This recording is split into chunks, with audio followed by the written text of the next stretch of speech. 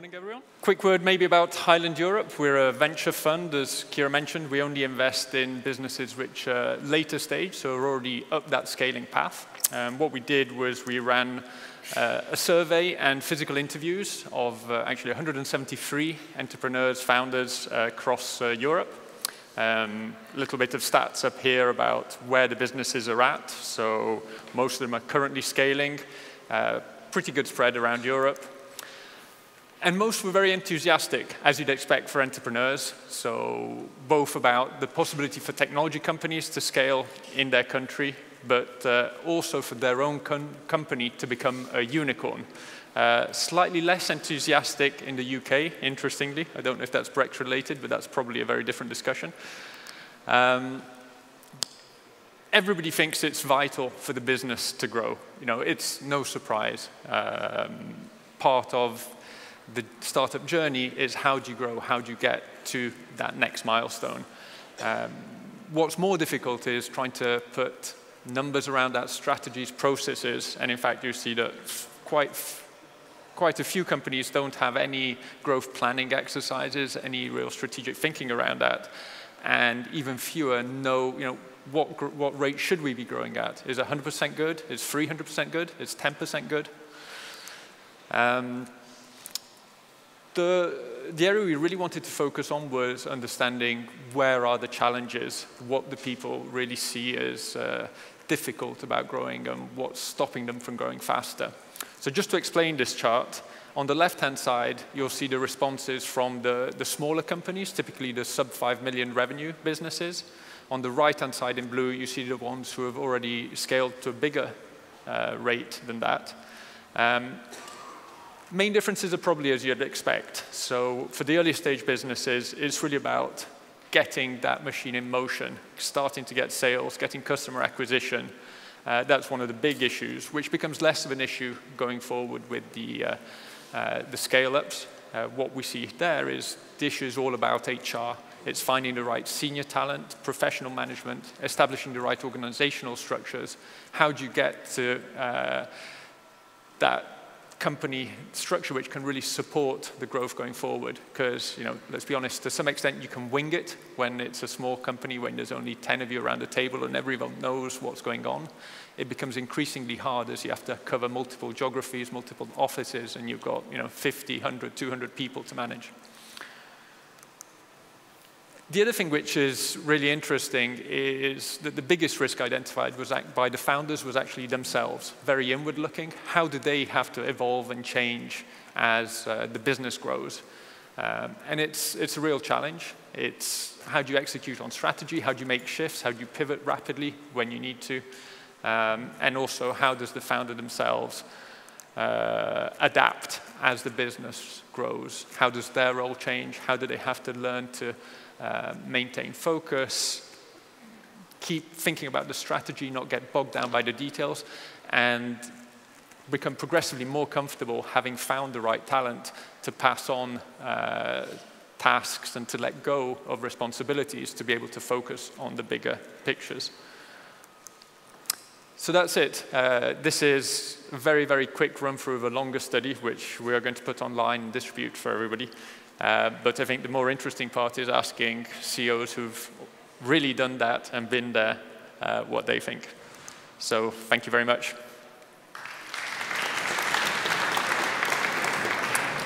So now I'd like to welcome the rest of the panel to the stage and take your seats. So about 1/3 of the companies in the research that you just were shown already had revenue of over 10 million, and both of our companies of our two panelists here fall into that category. So starting at the far end, we have Gordon Willoughby, who is the CEO of local heroes WeTransfer. WeTransfer has 100 million users, something like that as far as I know. 85 employees, and that number has doubled in the past year, and has 25 million in funding. So welcome, Gordon. Thank you. Next, we have Lange, who is the founder and the CEO of Junique, which is a Berlin-based company which sells affordable art. Junique has 106 employees, and that doubled in the past 6 months. And also has $24 million, I think, rather than euros in funding from various venture capitalists. And Tony, you already met. So Let's start by talking a bit about the metrics. So one interesting thing in the research was the metrics which founders were using to actually measure their growth. 43% said revenue, only 12% said growth in profits. So what do you think that founders should be using, or does it vary depending on the stage of the company you're at, and what are your own metrics? Different. At Junique, we do look at revenue growth, but we all the time look at healthy growth, meaning we also look at how our unit economics get better all the time, and we have clear growth targets in terms of revenue, but also in terms of how our unit economics need to develop in order to get to profitability, because at the moment we are not profitable. So we very much believe in healthy growth, and I would suggest that a lot of founders we are in the third year, we are just above 3 years old, look at the metrics in that way, if they are not profitable. Okay, so pre-profit, obviously you can't use growth and profits as a metric. What about you, Gordon? So I think for me, we're really in the scale-up stage. We have a sustainable business model, so we've got good revenue growth, we've got good profit growth, so we're actually beginning to focus much more on what I call the input metrics, the things that will drive the revenue growth. So are we recruiting users at the right rate? Are they using our service intensely, or are they engaging more with it? How are we building trust? And then in our SaaS subscription business, the very classic, are we getting more people in? Are we acquiring more people? Are we retaining them? Are we reducing churn? So for me, it's a much greater focus now on the things that will determine growth, or rather determine revenue, as opposed to just measuring revenue itself. I suppose you both have very different business models as well, considering Junique is retail and that you are SaaS model, as you say. So I suppose there's no one size fits all. What about, like, Tony, do you give any advice to founders on like what they should be tracking as they grow? Yeah, as you say, we probably give different advice for SaaS businesses and e-commerce businesses. To the profitability point, the way we generally think about that is profitability comes second. So as long as you've got enough cash to not worry too much about it and go for healthy growth where you're not just wasting money, I would try probably and invest as much as possible of that profitability to scale the business in growth, in scaling the organization, in getting more sales, getting more brand awareness. In terms of other metrics to track, as Gordon said, it's very dependent on the business. So for WeTransfer, I think users is very important. How often users come back, so retention rate in both businesses is very important, because I think it's always the leaky bucket metaphor, in the sense that it doesn't matter how many customers you're bringing in at the top of the funnel if you're losing all of them and they're not having a good enough experience. So that's very important as well. Makes sense. So Leah, what's your main growth challenge, let's say, for the next year, you think, for Junique? Yeah, as you said in the beginning, we basically doubled the organization in the second half of last year. So in summer last year, we had 50 employees, and at the end of the year, we basically crossed the 100 employees. And that obviously put entirely different challenges on the business than everything that was challenging before, that really scaling phase that we've seen. And I think in that phase, and it still continues, everything around building the right company structure, finding the right defining the right roles that you need, and then finding the right talent to fill these roles is really the biggest challenge that we were in that phase, but also now that we are facing. So when it comes to organizational structure, Gordon, what's happening within WeTransfer? I know you were brought in from Amazon, more or less specifically to scale the company, so you probably have some good advice to founders there. I think our scaling challenges somewhat are similar to Leah's in that there's two types of scaling challenge, I think. One is scaling our infrastructure, and for us that's a lot about scaling the technology, deciding which bits we need to keep in-house, which we can let someone else do. There's then, and this is really to the organization piece, scaling the organizational capabilities.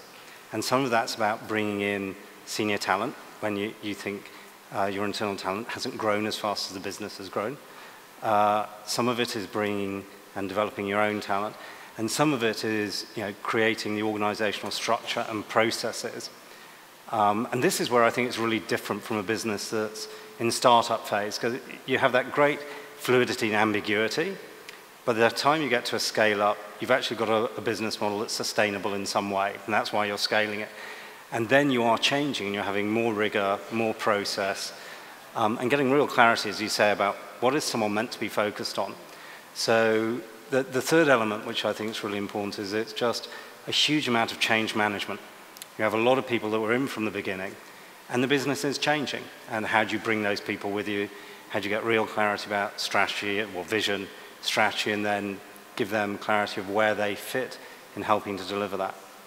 I know something that came up for both of you was not just hiring, which we'll talk about in a minute, but also like letting people go, because not everybody who was there at the beginning, who was really happy at the really early stage of the company, wants to be in a larger company or fits in a larger company. And like, how do you tackle that, especially if you're one of the founders, so you've also been there since the beginning? Yeah, I mean, first of all, a business changes so much in that phase compared to the first year that necessarily the people that you had in certain roles are in most cases not the right people to have these roles 3 years later, when the challenges and what you're facing and the scale is a total different one.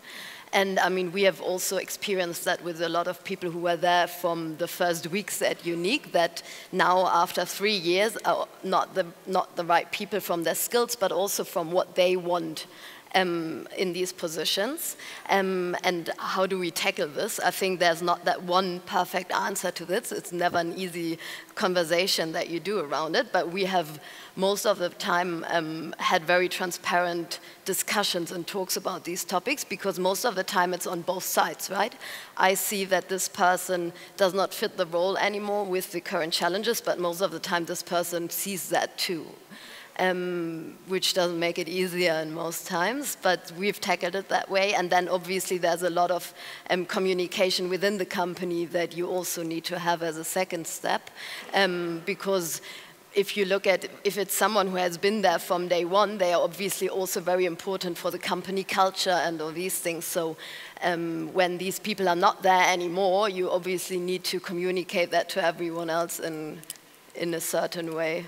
So actually, Gordon, one thing you said was what's important in this whole change management thing is that the people who are left behind, so to speak, the people who were there at the start and are going to stay with the company, are still going to be happy about the situation when they've just lost a load of their colleagues, potentially.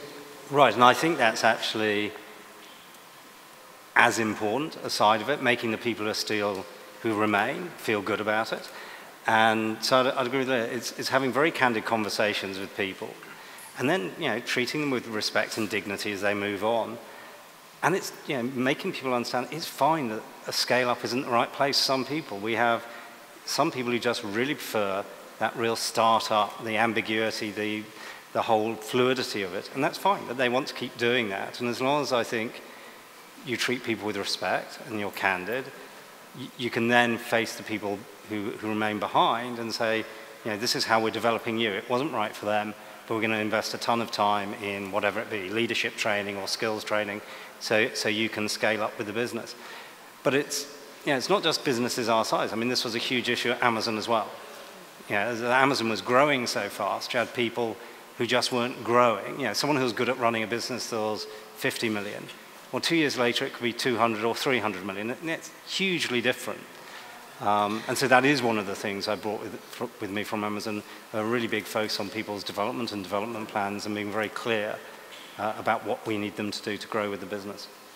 So Tony, is this an issue you've seen at your portfolio companies as well, and like how do you advise on that? No, it's definitely something which we see. The nice thing is sometimes we see it the other way around, in the sense that you might have some employees in the company, it's very small, who are not necessarily star performers, who really thrive once there's a little bit more structure in place and their role becomes clearer.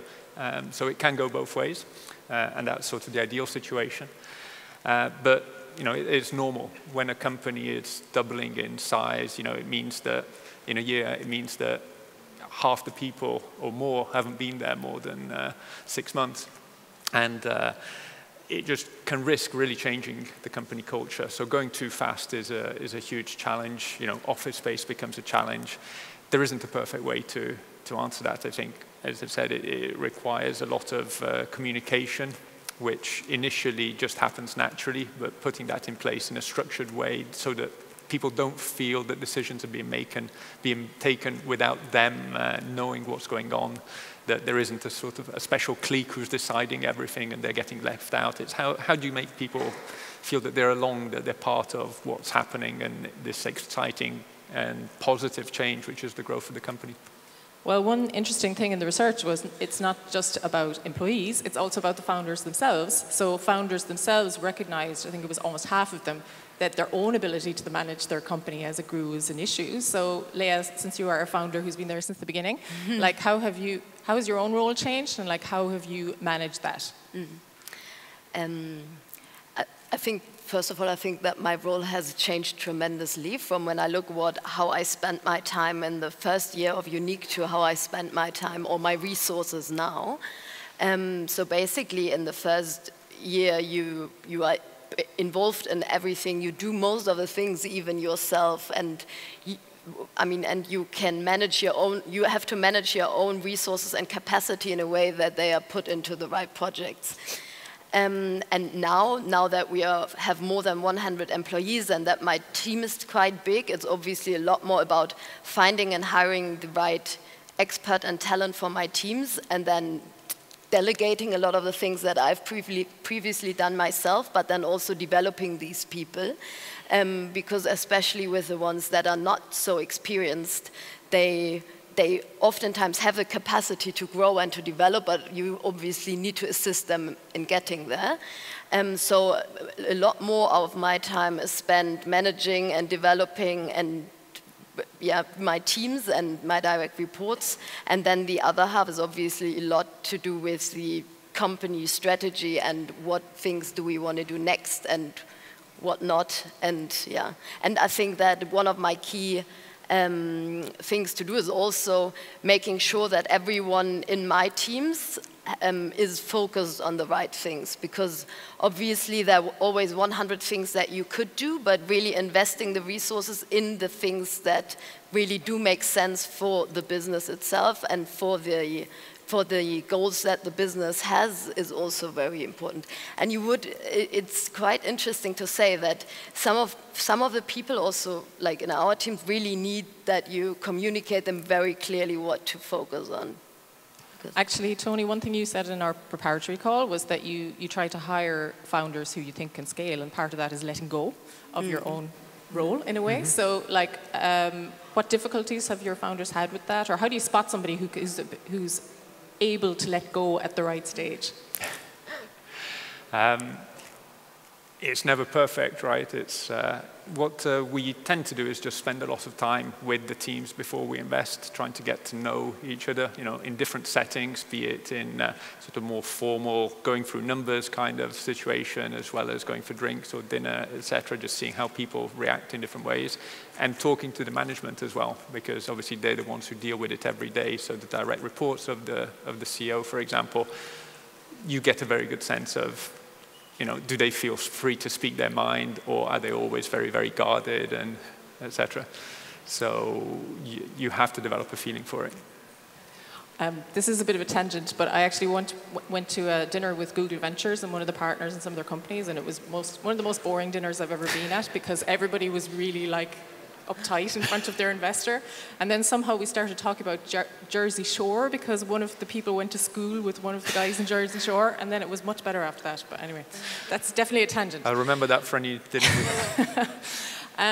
Let's talk about hiring, because you both had to hire a lot of people in the past year. And this, how do you scale hiring? Because it's a very labor-intensive task, and it's very important to the future of the company. Like people said in the research, that it's one of their biggest challenges. So Gordon, how do you scale the process of hiring, and what remains manual, and what can you kind of standardize? Right, I think that is one of the biggest changes, and is one of the first processes we really focused on giving real structure to when we arrived. Hiring is just a process. It's kind of how many people do you get in at the top of the funnel, and hopefully you end up with the right person at the end. We got very clear and very structured about making sure everyone did role profiles, and then very clear about how we were going to interview people, and moving from what in a sense was often rather relationship-based interviewing to very clear competencies or capabilities, and asking people, we'd really like you to dive into this. You know, has this person demonstrated they can deliver great results, or do they have a fantastic customer focus, or whatever. So each person gets something very clear to focus on when they interview someone. Outside of that, I think it is still a very manual process, and especially in a business of our size, when you're bringing someone in at a senior level, you want to make sure the cultural fit is good. My biggest fear when we bring senior people in is that they'll be rejected by the rest of the organization. And they can definitely help you move a culture on to where you want it, but you kind of want to avoid there being, you know, corporate rejection of the person. So we spend quite a lot of time during the interview process just having them meet a lot of people and a lot of their peer group. And it's really what Highland did when I was onboarding at WeTransfer. I ended up meeting a lot of people, which was great both ways. You know, you end up realizing that these are the people you want to spend a lot of time with, can trust and can work with. But I'm afraid I don't think you can automate much of it. This issue of culture actually also came up in the research. So people said that one of their biggest risks actually when scaling was culture, and it also came up, Leo, when you were talking about, you know, when you hire so many people so quickly and then you lose other people who were there since the beginning and whatever. But I'm always surprised by the fact that, like, in the startup world, we don't seem to analyze this culture thing very much at all. It's like just taken as a given, even though we have metrics for everything and everything is analyzed. So, like, and you've had some recent scandals, places like Uber about their company culture and all kinds of stuff going wrong as the company gets bigger. So, like, what are your concerns when it comes to culture and values of the company as it grows? That's a question for both of you.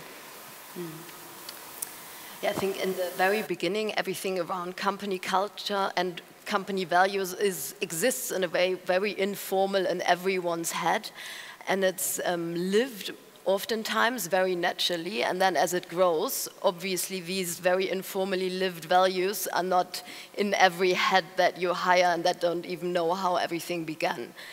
So I think that it's very important to find the right point to start formalizing these things. It's obviously a little bit of a sensible topic. I wouldn't write them down and put them on the wall, because also we at Junique, for example, have very different teams. So if I tell my tech team, this is our company culture, and I tell my creative team, this is our company culture, I might need to frame things a little bit differently, because they are not all motivated by the same things, or for them not the same things are important. However, I do believe that it's important to have some sort of a foundation for what are our company values, and I definitely recommend at some point to take the time to formalize these and think very much about, so how do I put them into the office, or how do I communicate them to my teams?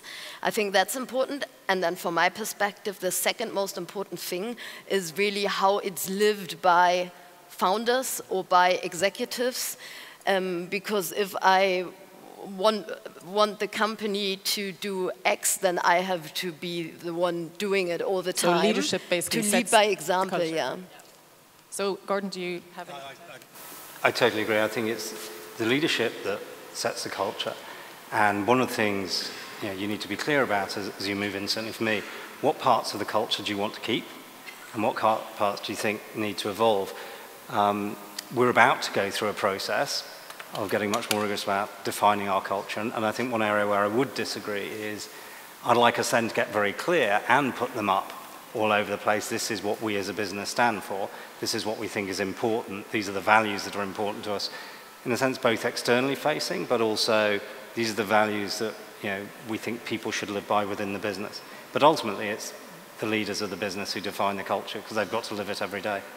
All right, so that's probably, a good point to end, because unfortunately we're out of time. So thank you very much to Tony, to Leah, and to Gordon, and have a great lunch, everybody.